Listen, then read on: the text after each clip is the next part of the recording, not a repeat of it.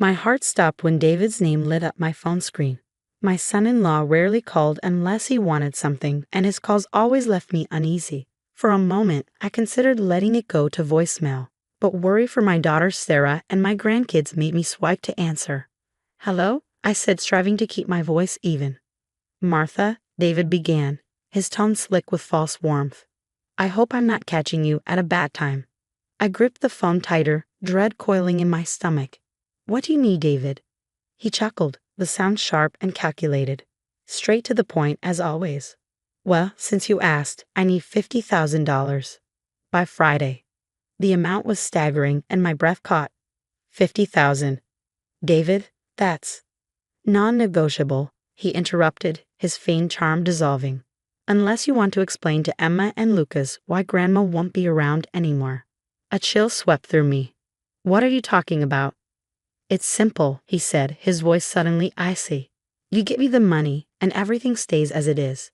You keep your Sunday dinners, your little video chats, the whole routine. But if you don't—" He let the threat dangle. "Sarah and I might decide it's time for a fresh start, somewhere far away." I sank into a chair, my legs unable to support me. "You can't do that. Sarah would never agree." "Sarah will do whatever I tell her," he said, the venom in his tone unmistakable. "You know that as well as I do.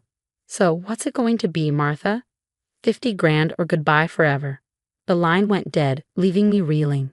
I stared at the phone, my mind spinning with fear and fury. My name is Martha Collins, and until that moment, I hadn't known it was possible to hate someone so deeply. But the icy rage that coursed through me as I sat in my kitchen, imagining my grandchildren slipping out of my life, it was something I'd never felt before. David had been tightening his grip on Sarah for years, transforming her from a vibrant, independent woman into someone unrecognizable. My brilliant daughter, once bound for medical school, now lived a shadow of a life trapped by his manipulation, and I'd watched, heartbroken, as she made excuses for him, just as I had for her father long ago. But I wasn't that timid woman anymore. I'd spent years rebuilding my life after Robert's death, learning to stand tall and fight for what mattered. David had underestimated me. "I need time to think," I had told him, masking my emotions behind a calm facade. He clicked his tongue. "You have until Friday, and Martha? Don't even think about telling Sarah. We wouldn't want her upset, would we?" The memory of his words fueled my resolve. I wouldn't let him win. I walked into my study, where a wall of family photos told the story of better days. Sarah's radiant smile at her graduation, Emma toddling toward the camera, Lucas blowing out candles at his last birthday. I saw it all so clearly now, the cracks in Sarah's smiles, the way she seemed to shrink in David's presence, just as I once had. I powered on my laptop and began to type, years of silent preparation finally paying off. Every demand David had made, every veiled threat, every suspicious bruise Sarah explained away, all of it poured onto the screen. I'd been documenting for years, not wanting to admit I might one day need it. Now I was grateful I had. As I typed, a text from Sarah came through. "Mom, are you coming to Sunday dinner? The kids miss you." My heart ached at the thought of those sweet faces. "Wouldn't miss it for the world, sweetheart," I replied, forcing a smile. Then, with a deep breath, I picked up the phone again. David thought I'd crumble under his threats. But he'd miscalculated. I would do anything for my grandchildren, but I wouldn't play by his rules. "Hello, Detective Martinez," I said when the line connected. "This is Martha Collins. I think it's time we talked about David." Sunday dinner came with the weight of a storm, a culmination of 3 tense days spent working with Detective Martinez to piece together a case years in the making. Now, as I stood on Sarah's front porch with a casserole in my hands, a familiar knot of dread twisted in my stomach. Entering David's domain always felt like stepping into enemy territory. The door flew open before I could knock. "Grandma." Emma's voice rang out as she flung herself at my legs. At 7, she was the mirror image of Sarah at her age. Wild curls, gap-toothed smile, and eyes brimming with joy that hadn't yet been dimmed by life. "There's my girl," I said, bending to kiss her forehead. "Where's Lucas?" "Helping Daddy in the garage," she whispered, her voice losing its usual brightness. Even Emma knew to tread carefully when mentioning David. Sarah appeared behind her, wiping her hands on a dish towel. The bruise barely concealed by her sleeve made my stomach churn, though I kept my face calm. "Mom, you're early," she said, attempting a smile that didn't quite reach her eyes. "I thought you might need a hand with dinner," I replied, handing her the casserole. Her fingers trembled as she took it. Before she could respond, David's voice boomed from the garage. "Actually, we need to have a little family meeting first." His imposing figure appeared in the doorway, with 5-year-old Lucas trailing behind, his usual exuberance replaced by a subdued, downcast demeanor. "Emma, Lucas, upstairs," David commanded. The children didn't hesitate, retreating quietly to their room. David led us to the living room, where he took his throne-like armchair. Sarah perched nervously on the edge of the couch, while I sat beside her, close enough to feel her trembling. "So Martha," David began, his sharp smile cutting through the room, "have you thought about our little conversation?" Sarah's brow furrowed in confusion. "What conversation?" David's tone shifted, dripping with Fox concern. "Oh, did your mother tell you? She's been stirring up some trouble, making some unfortunate accusations. I kindly asked her to make amends with a small contribution to the family." Sarah turned to me, fear flickering in her eyes. "Mom." I reached for her hand, squeezing it gently. "Don't worry, sweetheart. Everything's going to be okay." David's laugh was cold and mocking. "Is that so?" "Because I don't see $50,000 in your hand, Martha, and we had an agreement." "We did," I said, my voice steady as I pulled out my phone. "Just not the one you thought." With a tap, I played the recording. David's own voice filled the room, dripping with malice. "You give me the money, and everything stays the same. Sarah will do whatever I tell her to do." David's face turned ashen. "You recorded me. That's illegal." "Actually," Detective Martinez said, stepping into the doorway with her badge gleaming, "in this state, recording threats is perfectly legal, and we've gathered quite the collection of your handiwork." David leaped to his feet, but 2 officers behind Martinez quickly restrained him. "David Miller," one said, "you're under arrest for extortion, domestic abuse, and financial fraud." "This is absurd," David sputtered, his eyes darting to Sarah. "Are you going to let them do this?" "Tell them." But Sarah's attention wasn't on him. Her eyes were locked on Lucas, who had wandered back downstairs, his small arms bruised in a pattern too familiar to ignore. "How long?" she whispered, her voice cracking. "How long has he been hurting Lucas?" 3 months, Emma's quiet voice came from the stairs. "He said if we told anyone, he'd send us away from Mommy." Something snapped in Sarah then.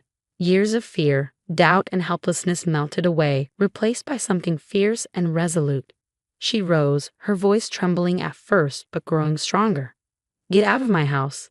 Get out, and never come near my children again." David's protests were drowned out by the officers leading him out in handcuffs. His threats echoed faintly before the door slammed shut behind him. Detective Martinez stayed behind, explaining the restraining order already in motion and the charges piling up against David. "Your mother's recordings were the final piece we needed," she said. "Financial abuse often escalates, and when kids are involved, well, he won't have the chance to harm anyone again." That night, as I helped Sarah pack essentials to bring the kids to my house, I found a dusty photo album tucked away in her closet. Inside were pictures of Sarah before David, her glowing smile at her medical school acceptance, her arms flung wide in celebration, her eyes full of dreams. "I forgot who I used to be," Sarah whispered, tracing the photo with trembling fingers. "You didn't forget," I said, wrapping an arm around her. "You just got lost for a while, but we're going to find you again." The weeks following David's arrest unfolded with the precision of justice long overdue. Detective Martinez had promised, and she delivered. Our evidence was undeniable. Bank records revealed years of financial manipulation, stolen credit cards, forged checks, and secret accounts where David had siphoned funds meant for Emma and Lucas's future. It was a paper trail of betrayal. The most poignant discoveries, however, came from Emma's art therapy sessions. Her drawings spoke volumes her young voice couldn't yet articulate. Dark figures overshadowing stick figures of her and Lucas, jagged teeth and monstrous faces, houses with no doors or windows. Each crayon stroke was a silent witness to the terror they'd endured. Then came the call. "Mrs. Collins," Detective Martinez said one crisp morning, "we uncovered something in David's office you should see." At the station, she laid out a chilling collection of documents, forged loan applications, fraudulent investment forms, and falsified life insurance policies. But the worst was a meticulous plan to flee the country with the children. Fake passports, transportation receipts, even a property deed for a house in Mexico. He was planning to disappear, Martinez explained. Your timing stopped him in his tracks. When I returned home, Sarah was in the study, surrounded by brochures for medical school residencies. She looked up, tears shimmering in her eyes. The hospital called, she said, her voice tinged with disbelief. They're offering me my old spot back. They said they'd heard about everything and wanted to help. I sat beside her, recalling the determined young woman who'd once dreamed of saving lives. What are you thinking? I think it's time, she whispered, a fire reigniting in her gaze. Time to be brave again. The divorce proceedings were swift and resolute. David's ongoing threats from jail only fortified our case. When the judge granted Sarah full custody, terminated David's visitation rights, and ordered significant restitution payments, I watched years of fear crumble from her shoulders. 6 months later, we stood outside Sarah's new apartment, the air brimming with the hope of fresh beginnings. Emma and Lucas darted through the rooms, their laughter bouncing off walls that would never witness fear again. Mom? Sarah called from the kitchen. Look at this. She held up a small box I tucked away after Robert died.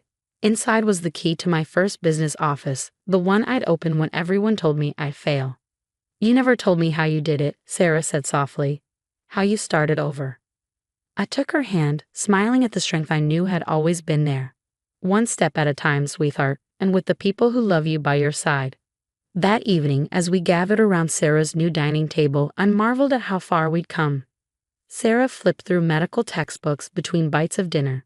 Emma proudly displayed her latest drawing, this time of a sunny house filled with smiling faces. Lucas built a tower of blocks, unbothered by sudden noises. David's threat that had started it all echoed in my mind. He tried to weaponize my love for my grandchildren. But he never understood that love doesn't make you weak. It makes you fierce. It gives you the strength to fight for what matters most and to teach your children that they are worth more than fear. My phone buzzed, a text from Detective Martinez. They'd uncovered more victims, families who'd suffered under David's schemes.